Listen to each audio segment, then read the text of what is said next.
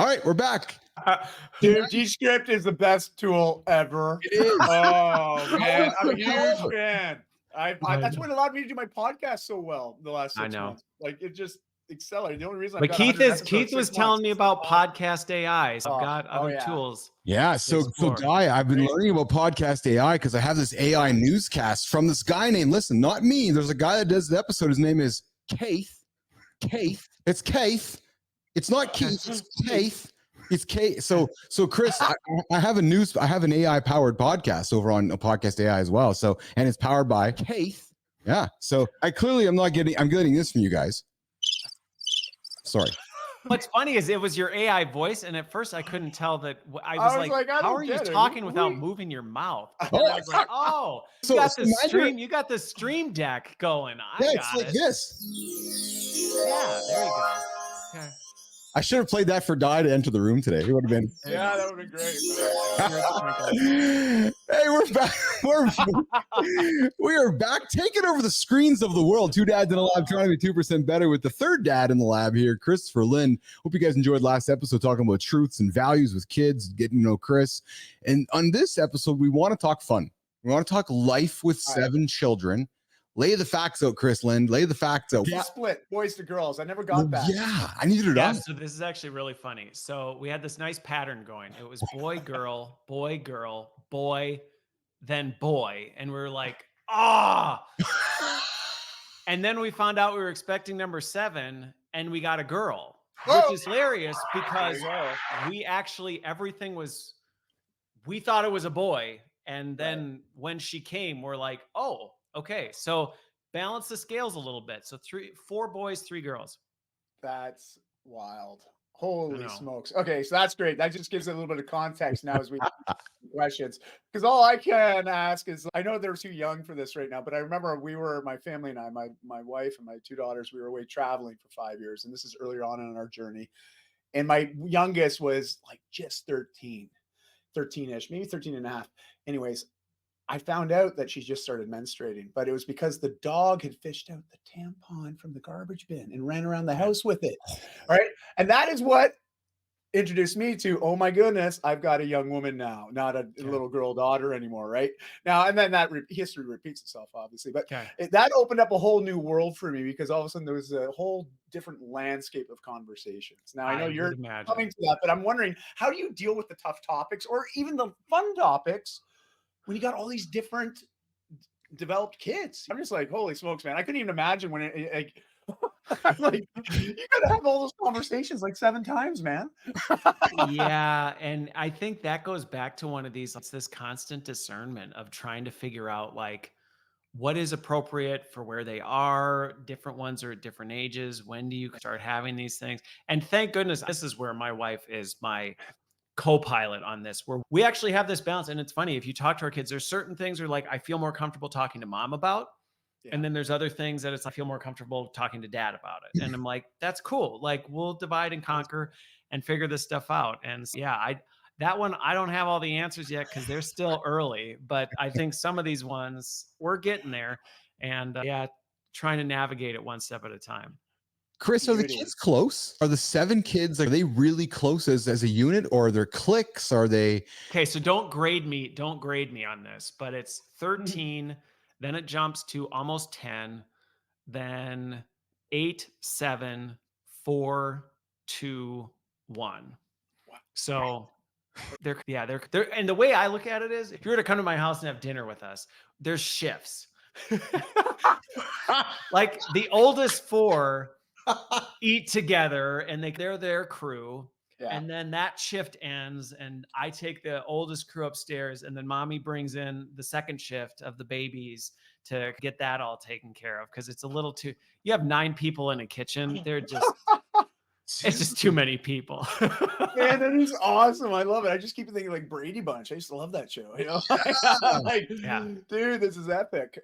So what is it like? So logistically, when you guys decide to have a family vacation, what the hell do you have to do?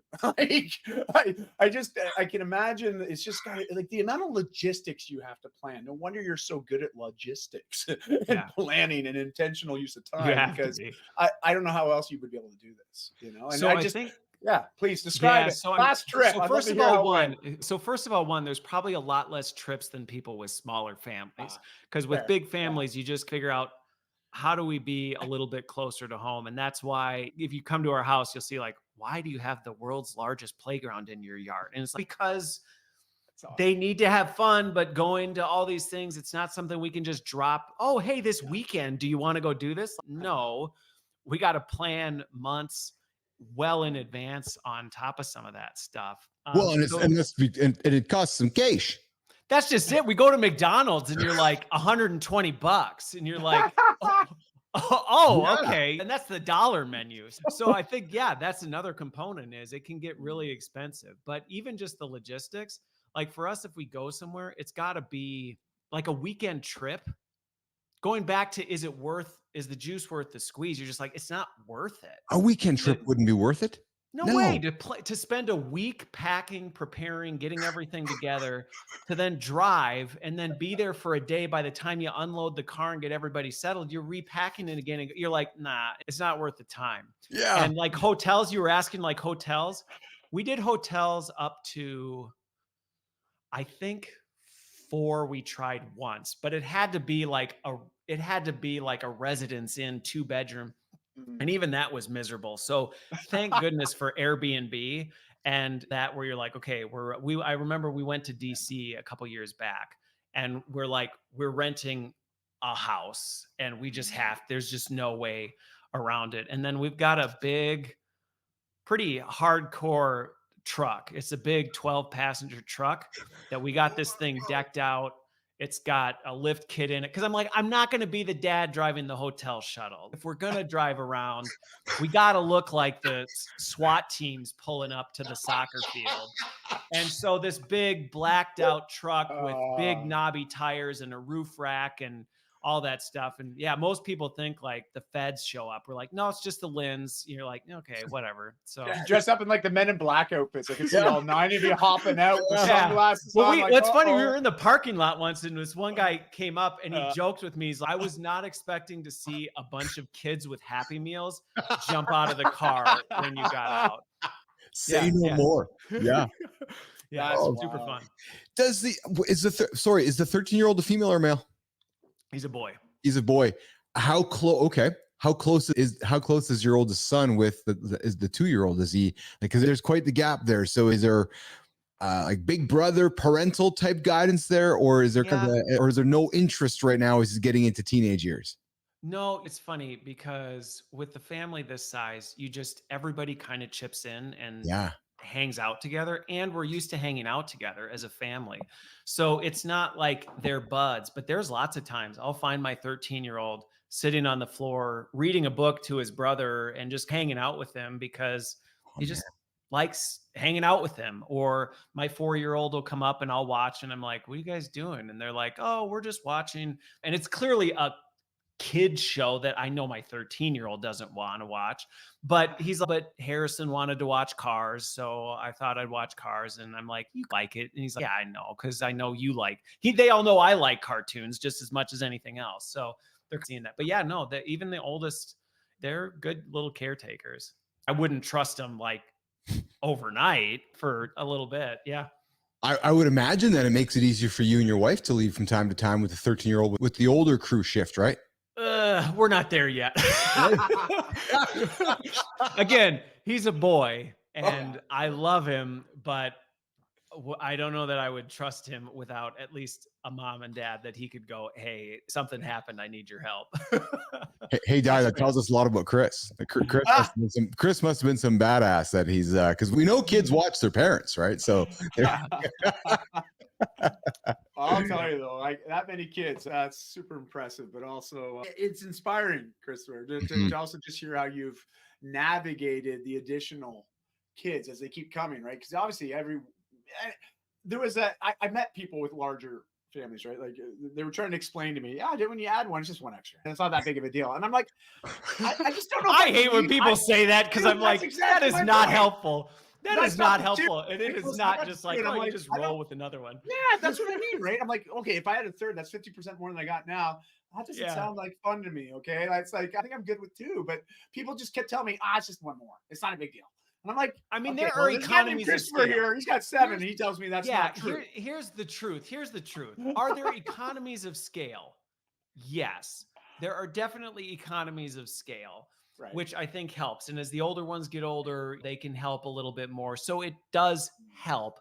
But when I hear people go, oh, yeah, after this, you just add one more. It's no big deal. It's like, are you kidding? I see my grocery bill every month.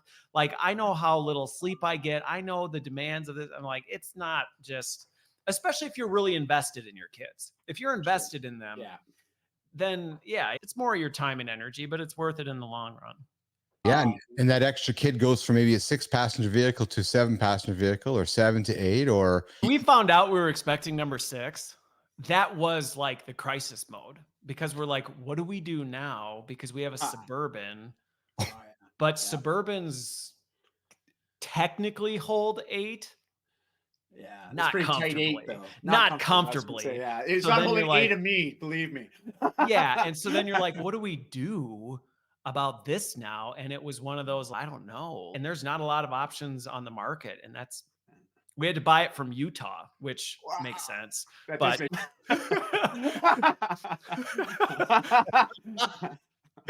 as soon as Christopher said that, I'm like, that makes total sense. I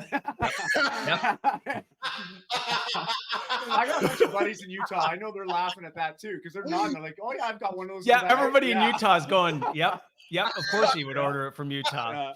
Hey, just buy the bus. Just buy the bus. I know. Oh, man. Let me ask you this, Christopher, because I know we're getting tight on time, but I want to. I was curious. Is there anything that drives you nuts? Is there people that have misconceptions about people with big families that it drives you nuts? They just presume certain things, that maybe aren't true, or just things that you think are maybe just completely irrelevant as being someone on the other side of that fence that actually lives with us every day. I'm just wondering if there's any sort of ignorant sort of statements or things that you come up against. There's tons of ignorant statements. And I think sometimes it's just people don't encounter people with big families. And so it's hard for people to process it. And I'm the same, like when you don't know what to say, sometimes you say the stupidest things. And I will say, there are lots of times where I hear things come out of people's mouths and I'm like, did you just say that to me? Like, you've never even met me and you just said that.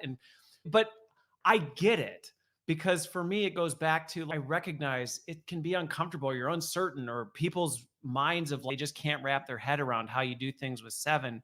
And so I look at it and go, there's a genuine question behind that. I think one of the ones that I actually have made a point to just always correct is, I think sometimes people imagine it must be awful having that big of it. And I don't think they're cognitively thinking that, but they're just like, 7 sounds like miserable. Are you done? And I'm like, no, actually, I don't know. And if we had more, I'd be happy about it. But again, it's not like, oh, I'm so offended that you said that. It's just more, no, I want to change the narrative, that this idea that being committed to family, and yeah, my life's different than it would if I had 2, but I don't regret it. I don't look at it and go, oh, this is a crappy hand to be dealt. I actually am like, that's an awesome hand to be dealt, which I think is great, because right now, if you look at some of the numbers, people are just having less and less kids. And a lot of it is there's concerns like, well, it's so expensive and it's all this and it's going to affect my career and it's all these things. It's like, that's a barrier you're putting on yourself. Yes. It does not, you are doing that to yourself. It does not have to be that way. Kids are as expensive as you make them. Your career is limited if you limit it. Like this idea that somehow kids will prevent you from being the best version of yourself, it's just not true. And I was on a millennial podcast, and he was asking about it because he was curious. He's like starting to wonder, but he went through the whole list of myths of why he was hesitant to go down this path. And I just went, don't believe any of it. Will it affect you? Yeah. You have to make decisions differently. You bet. Will it make you better in the long run? Yeah. So don't buy the lie. And you're the biggest barrier that you're going to have to overcome, not your kids. So well said. I love that. Thank you, Christopher. I've never thought about, so it's interesting because maybe my naivety gets in the way here, but I never really thought about the negative judgment on it. Somebody saying, you have 7 kids. I came at it as curiosity. So when we connected, I was like, I have question after question. I want to talk to the kids. I want to talk to the mom. Because that's fascinating to me, because it's unlike many of my world. And because I love the love that your family has created. You've created. Well, and what's so funny about it is, and this is where I've seen big families. I know there's not a lot, but I know of some, and they do tend to sometimes get really defensive about it. And to your point, actually, when I have conversations with people, it's actually coming from a genuine place, like you said. It's Yeah. like this excitement. It's like this, I just can't even wrap my head around it. That's so cool. But sometimes what happens is it's almost this, but I don't want to think it's cool because maybe you don't think it's cool. So I'm sorry. Like they're trying to be empathetic. And so that's where for me, I don't ever really experience people going, oh, that's awful. They think that's what I want to hear because they imagine and they're trying to be empathetic. And that's where I'm like, you don't need to apologize. I love it. And then the script flips and they're like, you do? And Like the birds and the bees had to happen along the way there. Well, I'm just a slow learner. 7 mistakes later, right? Yeah. My mom, a family of 13, which is maybe why I like 13 brothers and sisters back from Saskatchewan, the farming days back in the 1700s. Right? You needed all the help on the farm and all on that. the farmland there. So, serious question here then. Christopher, are you going to have a baseball team or what? Dude, you've got a sub. It's awesome. Christopher. Who knows? What's so funny is our kids all joke. They're all like, there's extra seats in the car still because he did get it. And I'm like, can you stop? Can you stop? You guys are not helping matters. And they're like, well, we have lots of room. I'm like, guys, just quit. Man. So, you know what? I think, honestly, one of the things, though, that I think did change the way I thought, and it took me a while to get here, was because, like I said, when they first started, it's hard. I won't pretend parenting's not hard. And so when you started getting to 3 and 4, you're like, this is really hard. But I think one of the things that changed my attitude about it was, so I grew up, both my parents were funeral directors. So I grew up in a funeral home around death a lot. And one of the things as I started thinking about this was, I never experienced a single person in my whole life who ever said, you know what, I wish I had less kids. No one at the end ever said, I wish I had not had so many. I wish I'd only had one. I wish I'd never had. No one ever said that.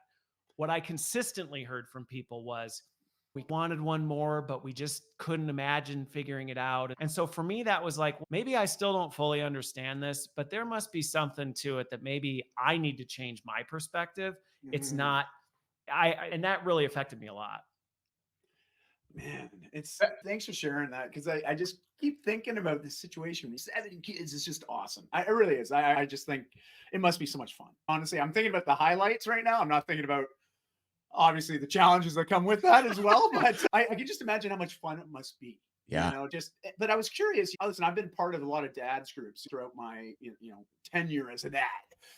And I always find it's nice to have other dads to connect with, because you can relate, you can talk about things, you can share about experiences. It's just like us men connecting right now. And I'm curious, because you had made note to this earlier. You had mentioned that there's not a lot of other big families that you've met or connect. So what do people do in your situation? How do you connect with other dads or parents? Have you found any communities for parents with more than a certain amount of kids? What do we call 7? What's the number for 7? Do you go to Utah for those groups, or do you know this number? Like, what is it? Like, I don't want to call it a gaggle. I don't think that's right. I don't know what the term for it is. I don't know what the term a herd. A gaggle's like a flock of geese. It's just something comes in front of mind because of Canada, right? But that's only why. I'm just wondering, what do we call this? It's not a herd. That's not very nice to say. But what I think is funny though. What I think is funny is, it's just called the Lynn's. That's just what it is. We have a Lind of kids. You have a Lind of kids. That's it. You make a logo, you brand it. There, you're a smart guy. You make it a Lind, right? Yeah, that's right. No, but I think on that connecting thing, the thing that I think is really cool is, regardless of how many kids you have, there is something unique about being a dad. And so what I found is, it's not, I've got to find other dads with big families. It's like, no, I've actually found communities of dads who have 1 kid or 7 or 4, or we're still facing similar challenges and we can relate to it. And while it's slightly different, you're like, yeah, but I can at least relate to what that is. And so I've actually built a community of people that I think the difference is the ones with more kids, they're the ones that are more creative. And so how are we going to have community? Because it's not going to be this every Wednesday we'll go out and do this thing. Because you're like, yeah, no, that's probably not going to work for us. But I would say in general, the other dads that I've surrounded myself with, I find our conversations really aren't dependent on numbers so much as stages of life and the kind of challenges that we're dealing with in certain stages of life. And the ones whose kids are older, encouraging the ones whose kids are younger, going, I know it feels really long right now, but like it'll be gone before you know it. And the ones whose kids are older being encouraged by the ones whose kids are younger, who are like, that just made me remember how much I appreciate this about my kids, type of a thing. So that's been my experience. Thank you for sharing that. I think that's just beautiful. But also, I just think about I look at my wife. She's got 5 other siblings, so she's similar. She comes from a family of 6 kids, and I just look at that relationship and the holidays, and now they're all having kids. It makes for exponential growth very quickly. And I need a vacation when I come back from her place from vacation, just because I grew up with one brother, right? My parents had separated when I was young, so it was like, I was used to small family stuff, and this is like I was chaos. too. I mean, you're living it now. So. I'm living it. Yeah, there's Dude, no like I get to go home from it. It's just my everyday. Do you have the same pediatrician, same dentist, like for each of the for the kids? Because yeah, I mean, I think that's where the economies of scale come in. Is you just okay, we can economize this kind of stuff, and they just get to know like your personality, the family dynamics, and things like that. And they're like, oh, okay. So I think that helps because you're not trying to figure out all the stuff. Like even with school, it's great because they all help each other like a lot with stuff. And you're like, okay, like this is cool. And that's where the younger ones in some ways are way more advanced because their older siblings we're spending the evenings talking about algebra, and the little kids are like, oh yeah, that's multiplication. You're like, what did you just say? Yeah. I'm just thinking it must be cheaper for you to book day rates than to go by the hour. Like, I'm just thinking about it. I'm like, if you got to go to the dentist and all 9 of you need to get your teeth cleaned, it's like, I'm going to negotiate. I'll book you for a day. How about that? You know, like, yeah. Can you just close the office? Just close the office and just have like the whole Lynn's shift, come. right? Like literally. You do, in some ways, you do have to plan that way where you're like, we're coming and we're going to be here. So also you don't want to ruin it for the rest of your customers. So why don't you just close the office and we'll commit to being there for the day and whatever. So again, just a lot more planning. Wow. How often do you guys all dress alike? Never. Never. I thought maybe it's one of those families. No, I take that back. I take that back. I take that back. I take that back. My wife is big on that for family pictures. Yeah. She always does. So yes, every Christmas, we always have the same pajamas every year. Whatever. The only difference is, and the kids all joke about it. They're like, Daddy, you always wear a black shirt no matter what. And so if you look at the latest Christmas picture, we're all in like red fleece pants and stuff like that. And then I'm in the back with a black shirt on. And they're like, tradition now. That's what I know. Tradition. I know. It's funny. If you ask any of my kids, what's your dad's favorite color? They'll go black. Nice. I like it. Funny. It goes with everything. It's okay.